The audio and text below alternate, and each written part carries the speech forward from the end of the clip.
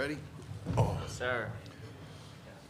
Okay, questions. Raise your hand. Let us get the handheld mic to you. Let us know who you are, who you're with. First question, middle of the room. Rod Baxley, Fayetteville Observer. Guys, when you watch Michigan State on film, what stands out?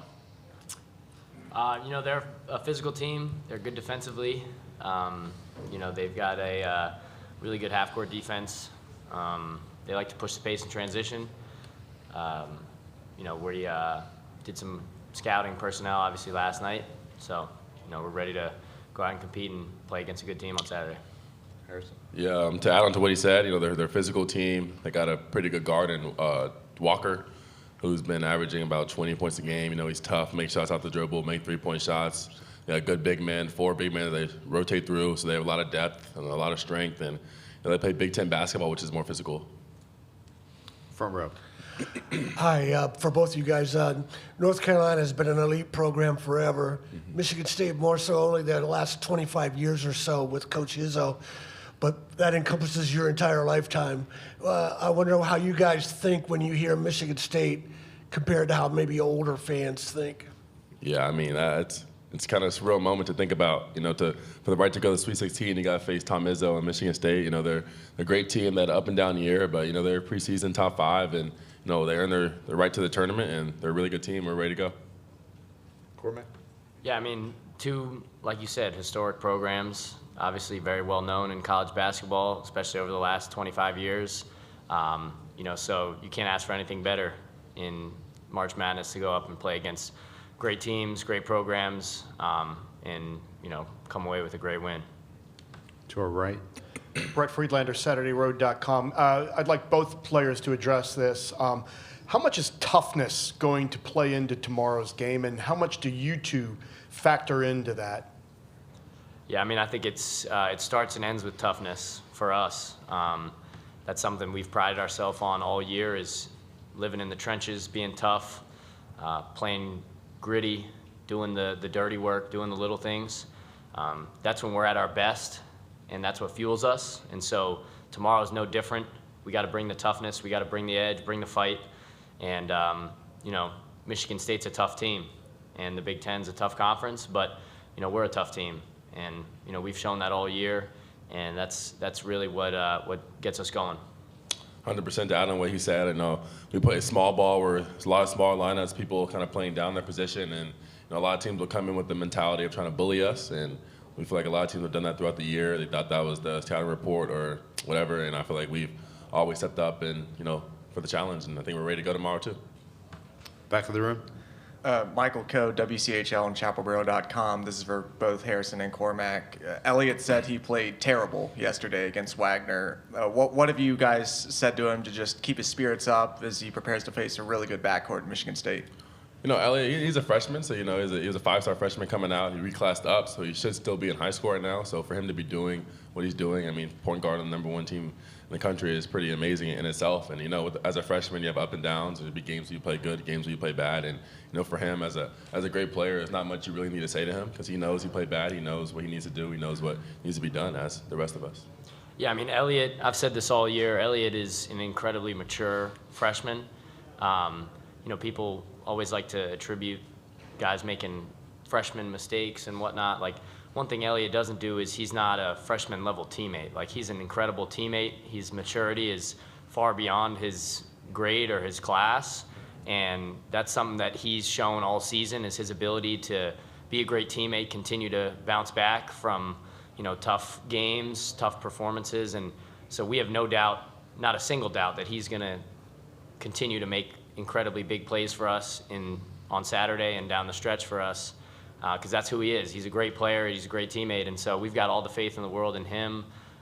We know how good he is, we know how much we need him, and how much this team values what he brings, and so can't say enough good things about Elliott, and we've got not a doubt in our mind that he's going to come ready to play, because that's who he is. Middle of the room. Adam Smith with Inside Carolina. Hey, guys. For both of you, just wondering, as you closed the book on Wagner last night, what sort of the overall assessment of how you guys played was, and how that matches up with maybe what you think about you need to improve on as you keep trying to advance in this tournament? Yeah, I think basketball's a game of up and downs, and there's always things to learn from any game you play. Obviously, being a first-round game, these games can get a little tricky at times. The teams you play are unique. They're from far different conferences that, you have a short window to prepare for. And so, look, Wagner's a good team. They're a conference champion. They play a unique style. And so I think the part of the game last night took a little bit of adjusting to how they were playing. I think us just settling in, kind of finding our rhythm. There's a lot of things we can improve on. I think taking care of the ball, we were a little sloppy with it. I think our pressure was a little, low at times. So there's obviously things you can learn from and grow from every single game. But, the big takeaway is that we were able to find our groove, our rhythm. We won the game by 28 points. We played well down the stretch, and we're a hungry team. And we know what it takes to kind of move forward in this tournament, and the level just raises every round you go to. And so obviously with Michigan State coming up tomorrow, that's a challenge and an exciting opponent for us to go and play against. So we're excited for that. We, are obviously, we wanted to win the game on Thursday, and we did that, and now we're moving on to Saturday. Yeah, I thought Cormac, that was a pretty long answer, but I think he answered. He spoke for the both of us. Back row. Blake Froling, Spartan Media Network. Cormac, for you, you played Michigan State last year at Notre Dame and had a big game. What do you remember from that matchup last year, and how different do these Spartans look compared to last year? Yeah, they bring back a lot of the guys they had on that team last year.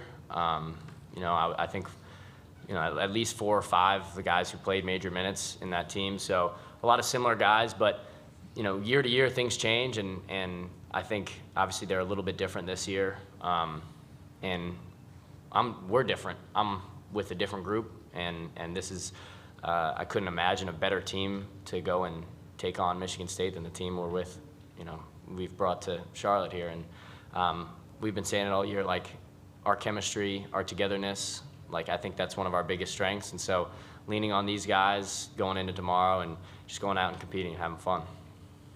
To our right.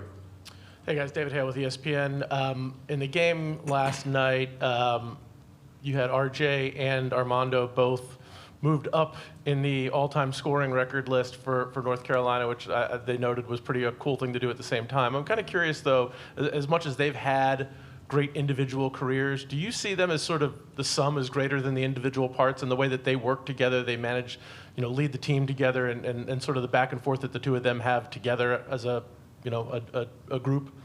Harrison. 100%. They've been here for 4 and 5 years respectively.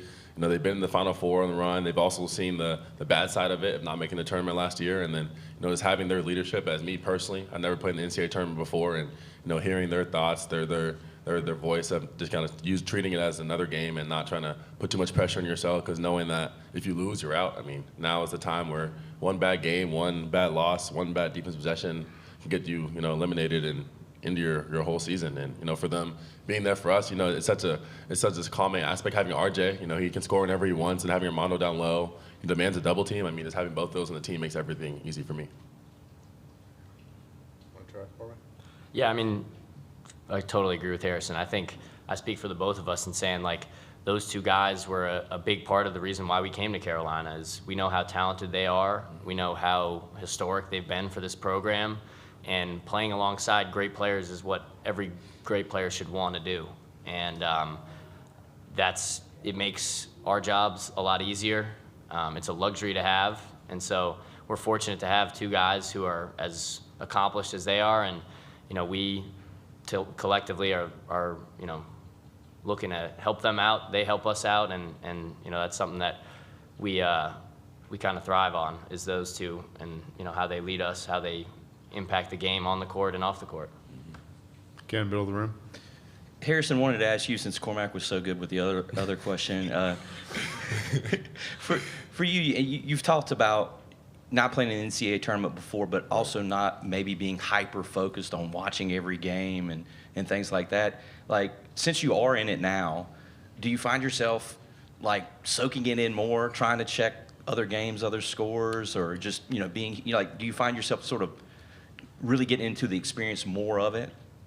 I think definitely I watched more games when I was not in it, just because I had more time to think about other teams and not really worried about who we're playing or the scouting report we're doing. But, for us this year, we've watched so much film. Right now, we're watching so much film at Michigan State, whether it was Wagner, now it's Michigan State, just watching film of them. And watching extra film on Synergy, that it's kind of hard to watch other games. It's kind of get burned out watching all that basketball. But, for me, I'm just happy to be here and just trying to soak in the moment and have a great time.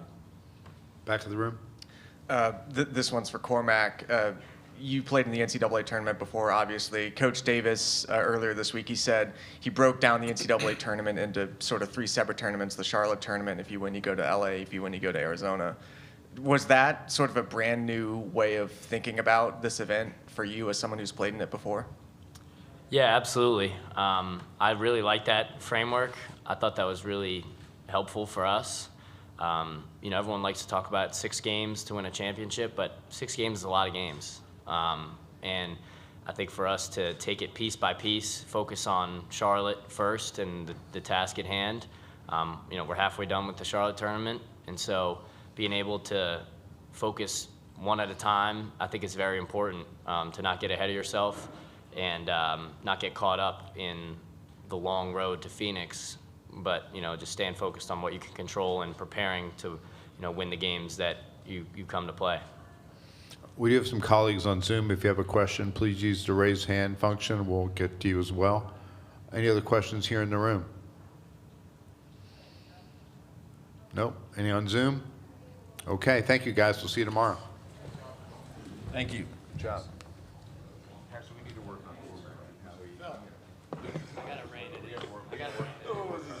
He's a little short on words,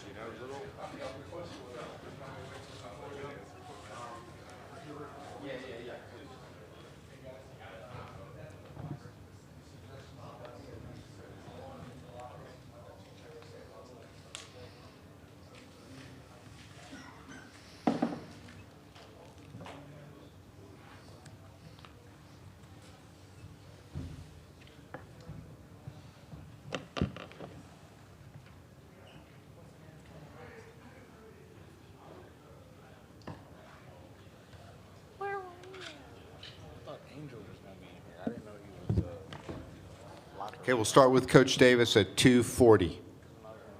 It's now 2:35.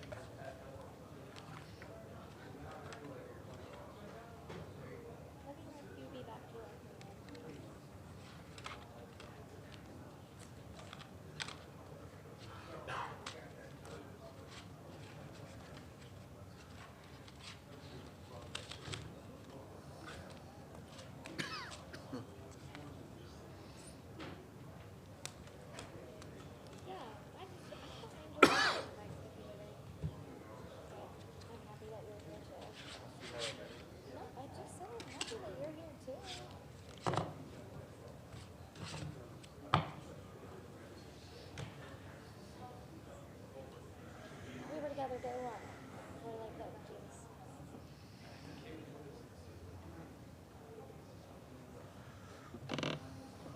For some reason, there was a really long break in between first conferences, like the 2 games, and then another one. I could have sworn yesterday they were like, yeah, we don't have them again until 5 o'clock. And I'm like, whoa. What time is that? No, they're back. They're like back to back to back.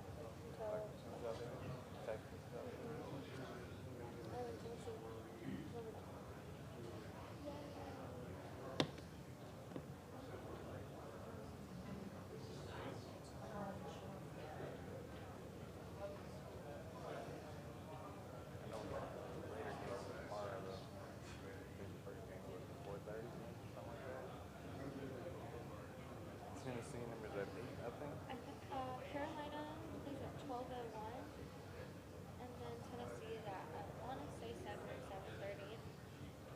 Nah, Carolina plays at 5:30. They changed to 5:30? Instead of 5:30 game tomorrow. Yesterday they said it was gonna be at 12 a.m. That's what they were thinking back then. They thought it would be No, they had it like posted on the how it was website. posted. We went by the, they looked like this was going to suit us. It'd be 8 or whenever that one ends, like 20, 30 minutes after.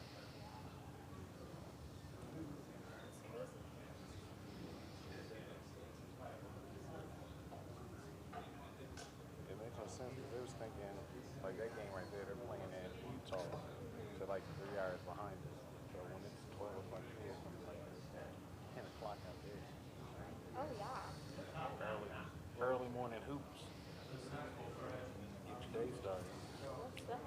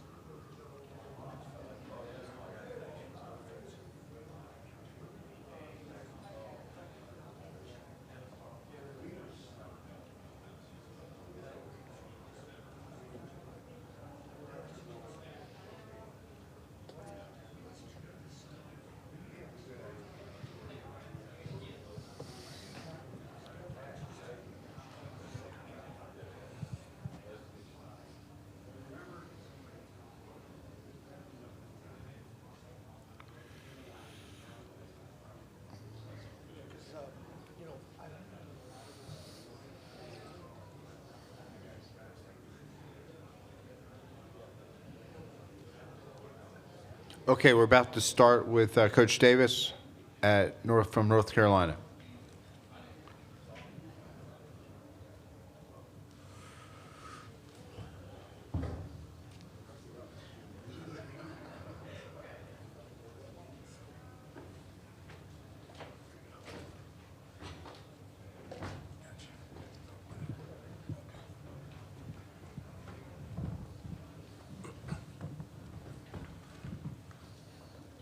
Okay, questions for Coach? Raise your hand. Let's get the handheld mic to you. First question, front row here. Hubert, Tom Shanahan from Spartan Mag. Kevin Guskowitz is now at Michigan State, and I understand that you knew him pretty well and had a lot of respect for him. Just wanted to get your thoughts on him wearing the other colors for this game. Well, you know, my relationship with him and his family, just a terrific person. The time that he served as chancellor at North Carolina was absolutely fantastic. But he's one of my friends, and I wish him the best at Michigan State. And Michigan State is lucky to have him.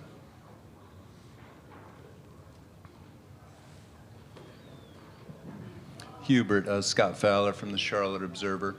What do you tell Elliot Cadeau when he has a game when he doesn't perform as well as he wanted to on Thursday? And could you just talk in general about the guard matchups in this game Saturday?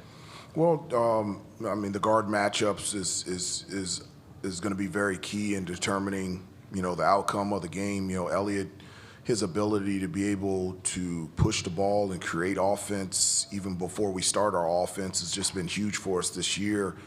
I mean, he's really fast, and he's even faster with the ball. His ability to pass.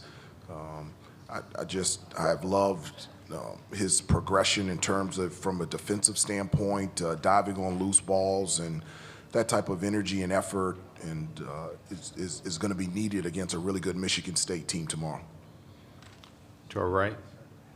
Hubert, Nick Carboni from NBC Charlotte. Just wondering from a coach's perspective with Jalen and Harrison and Cormac coming into the program, what have they done to help make it work so well, but also what have your veteran players like Armando and RJ done as well to make it work? Well, for whatever reason, this group from the start has just enjoyed being together. They just have, and they have wanted to be a team. And it started off the court. Their personalities just work really well together, and it's translated out there on the floor. There's a genuine, each one of the guys genuinely wants their teammate to be successful. They understand the importance of each individual teammate and what it helps and what it brings for our team to be the best that it can be. And having guys come in for the first year like Pax and Cormac and Harrison and them just diving into this team, this program, this university, and for guys like Armando and RJ that have been here to welcome them in and to be able to bring them in from the standpoint where it feels like Pax and Harrison and Jay Witt and all these guys have been here for more than just 1 year. The chemistry with this group is real, and it's been nice to be around. Back left. Trayvon Miles, ABC 11 in Raleigh. Hubert, I saw you guys practice at Johnson C. Smith the other day. Can you talk about some of your emotions walking into that place? And Armando and RJ just said they knew how special it was considering what kind of history your family has there. Yeah, it's really cool. Johnson C. Smith is where my parents went to school, so that's where they met, and they decided to get married and have Hubert Jr. And so to be able to go back there and to practice at Johnson C. Smith was a really big deal. I got to film, some of our practice and send it to my dad, and just to think that, my dad went to South Mecklenburg, so, he grew up in Pineville, North Carolina. He was the first group of high school students to integrate public schools into Mecklenburg County. Went to Johnson C. Smith, and then now his son is the head coach at University of North Carolina, and they're practicing there before the NCAA tournament. So it's just a pretty cool deal, and I'm glad we were able to experience that. To our right. Aaron Beard with the AP. Here you were talking yesterday about really having things on your mind about wanting things to go well for Armando in his last run. I'm kind of curious, you had a 4-year career where Dean Smith was your coach, teammates that came back every year. Can you even imagine what his career has been like from pandemic to a Hall of Fame coach retiring to NIL? I mean, from just a scope of his career has just been, I can't think of something like it.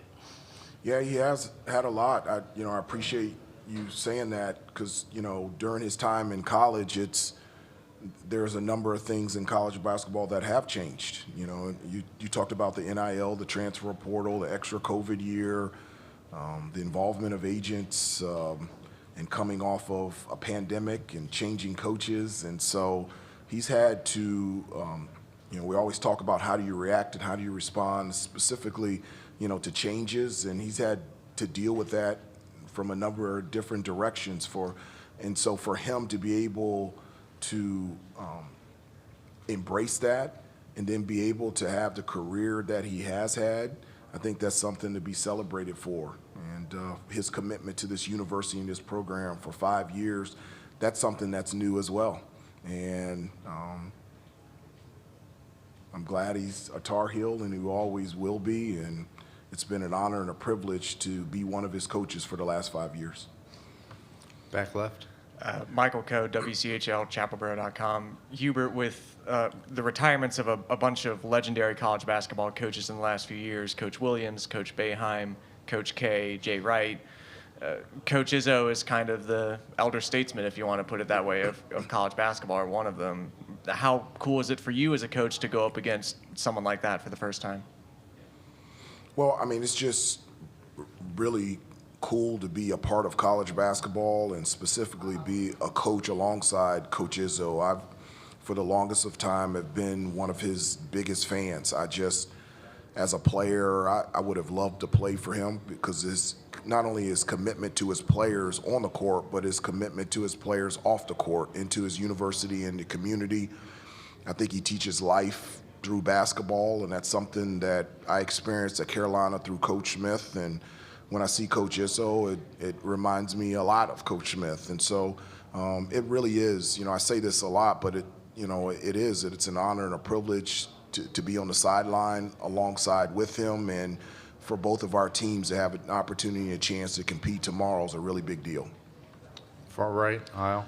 Hey, Hubert. Brendan Marks from The Athletic. A couple of players were mentioning how you told them that old Coach Smithism about win the Charlotte Invitational, you get invited to the next Invitational, you get invited to the next one. But you didn't mention that 2 years ago. They said, I was just wondering, you mentioned... I did. Oh, you did? Okay. I did. Okay. They forgot.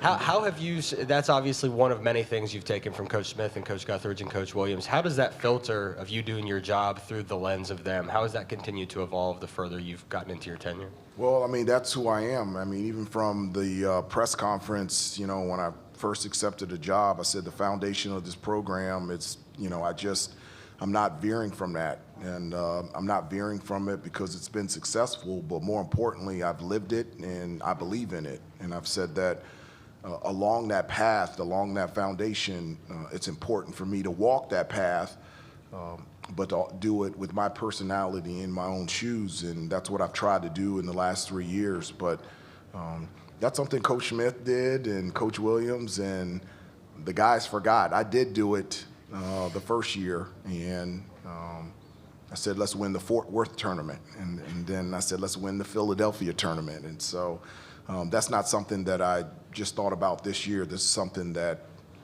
I've done since the time that I was here at Carolina as a player. To our left. Brendan Lunga, the Daily Tar Heel. With Pax playing against his dad tomorrow, I'm wondering if you've had any conversations with him about that, and what do you think that dynamic will be like tomorrow for Paxton? Well, they've done it before. When he was at Brown, they played at Michigan State, and so this isn't a situation where he hasn't been in this situation before. And so the Wojcik family is, you can't ask for a more connected, better family to be around. Even on the off days that Coach Wojcik could, he would come and fly in to come see Pax play, whether it was on the road or at home. And so being able to go out there and compete against each other, it's something that they've done before, and I don't think it's an issue. It's Michigan State versus North Carolina, and it'll be a good game tomorrow. Back to our right. Hubert, I know you already spoke about JCSU. While you were speaking about the program, Coach Joyner announced his retirement. I don't know if you have how much experience you have with him. I know you spoke to him the other day at the gym. Yeah, it's just a long-time legendary coach at Johnson C. Smith, and very sad to hear that he's not going to continue to be head coach. The things that I've loved about him as head coach is the same things that I've mentioned about Coach Smith, about Coach Izzo, about teaching life through basketball, and his service not only to his basketball program, but to Johnson C. Smith and to the Charlotte community, and for the CIAA has been something that has been remarkable. And so you talk about, legendary coaches that have retired. He is a legendary coach that's leaving the game. Again to our right. Hey, Hubert. Sorry, follow up. Armando was mentioning how with you like to give the players a scouting report maybe 2 or 3 days ahead of time if possible. How did you get to your philosophy in scouting? Because you've mentioned a few times Coach Smith would do, 1 dot for a good shooter, 2 dots for a good scouting. Yeah. Right. So how has your philosophy evolved from that? I really believe it's come from the NBA. My time in the NBA, scouting is just huge, and it's even, I tell the guys, the scouting that we do is probably 5% of what is done in the NBA, and we play even more games.